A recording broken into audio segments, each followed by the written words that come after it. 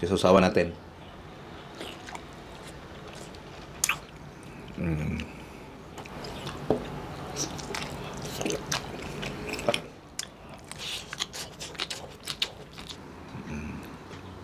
Sausaw.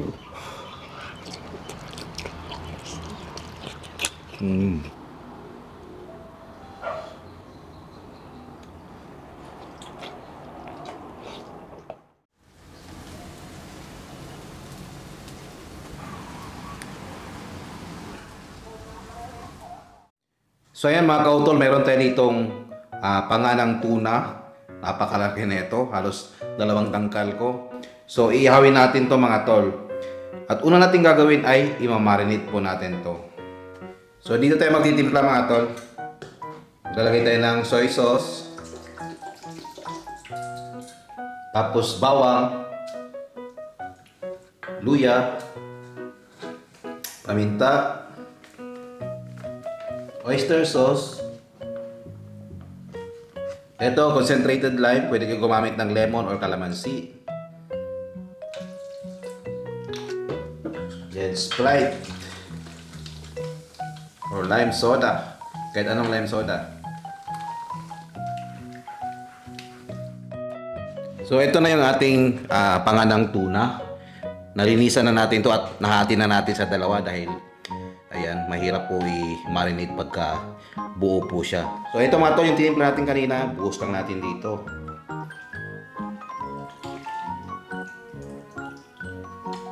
Ayan. Tapos ipa-marinate natin to ng mga 6 to 12 hours. So after 6 hours, babalik rin natin to para yung etong kabila naman ang mag-absorb yung timpla na nilagay natin. Yan, so takpan lang natin. Ang lagay natin sa fridge. So after 12 hours mga tol, eto na siya. So umpisa na natin mag-ihaw. So eto mga tol, kumuha ko ng konti sa pinagmarinitan natin. Tapos lagyan natin to ng ketchup at mantika.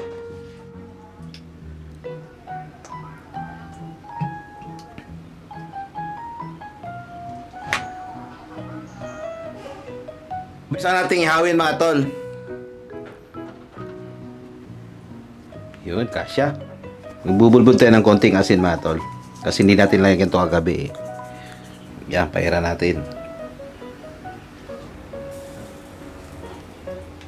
Yan, so babalik tayo na natin ngayon mga tol. Alright.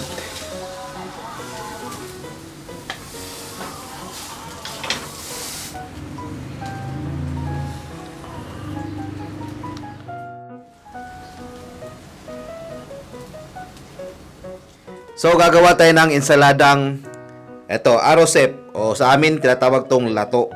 So madali lang to mga tol. Una nating ilagay ay suka.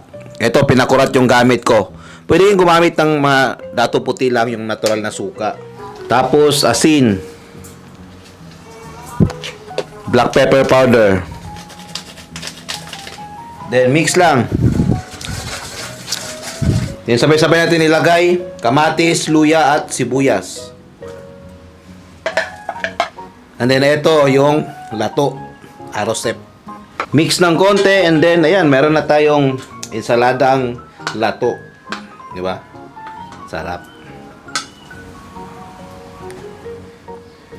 At para naman sa ating sausawan, ito maglalagay tayo ng sibuyas, tapos sili, soy sauce. Since wala tayong kalamansi, gamitin natin lemon. Durugin lang natin para umanghang.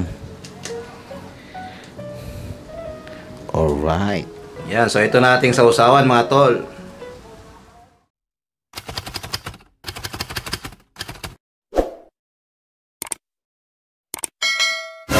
So ayun mga kautol, for today's mukbang, meron po tayong handa ritong grilled tuna panga. So ito po ay sponsored ulit ni Tol Leandro Cagas. Ayan, sa mga nasa Thailand po pala, yung mga gustong umorder ng mga isda, tulad po nito, tuna, mga galunggong, ayan, danggit, ayan, marami po silang isdang binebenta. Tapos yung malalaking hipon po, ayan. Tapos po, nagpi-pre-order po sila ng lechon. So sa mga nasa Thailand po, most especially yung nasa Bangkok, direct message nyo lang po ang Beauties, Lechon and Pinoy Products. Ayan. So bago ang lahat, manalangin muna tayo.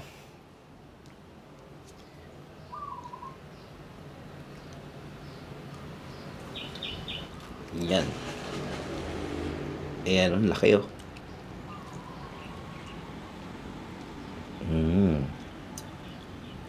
Ng subo. Isusawa natin.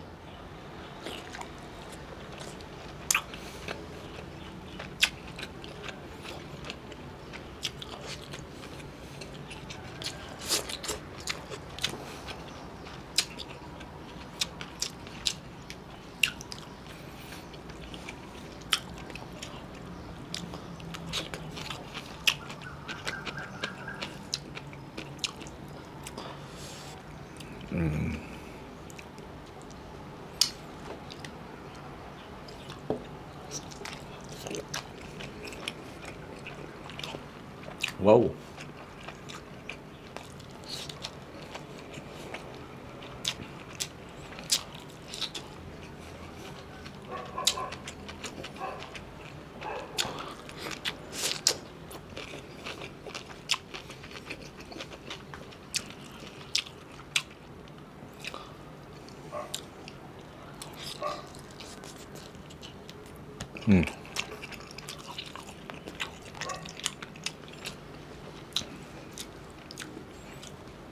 Sarap, grabe tayo yung gawin mga tol. Sarap.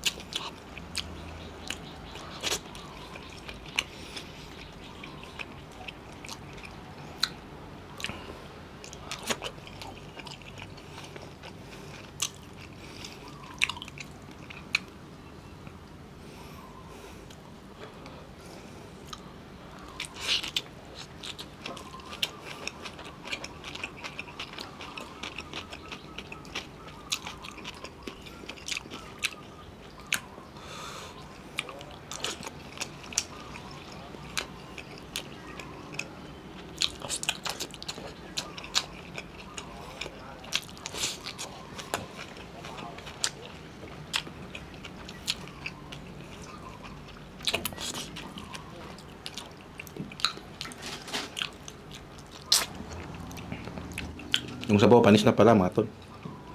Hapon pa yun eh.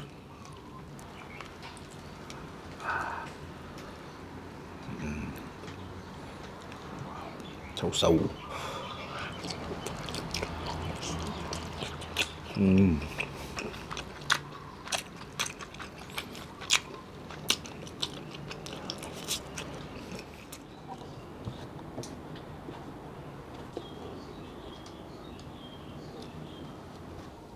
Yan, nice na natin mga tol. Kaya nito ay mahirapan.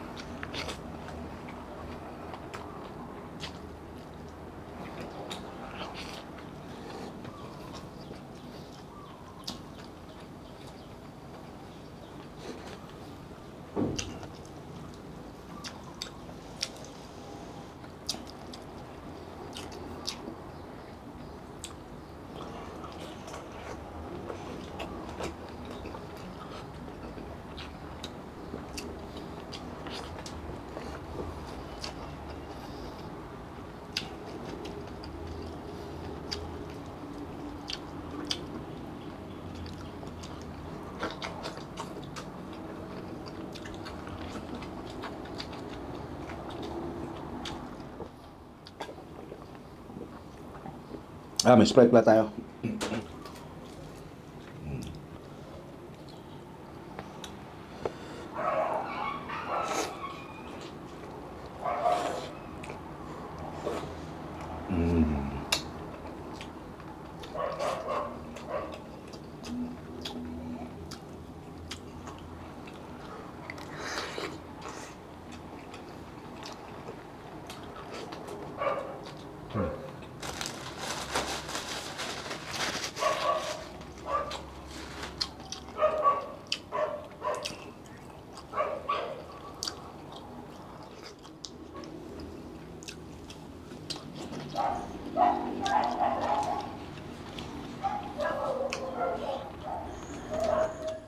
Yan, tanggalin na natin yung laman para mabilis.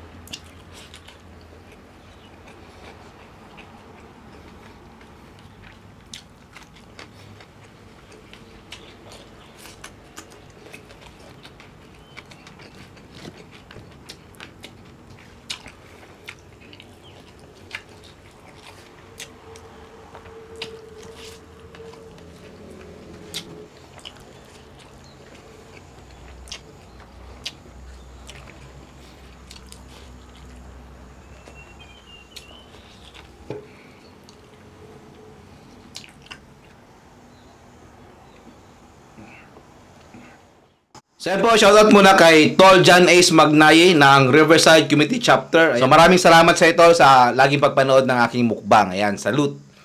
So maraming salamat po sa lahat ng manonood sa episode na to. At kung nagustuhan nyo po, sana po huwag nyo kalimutang i-like and i-share ang video na to.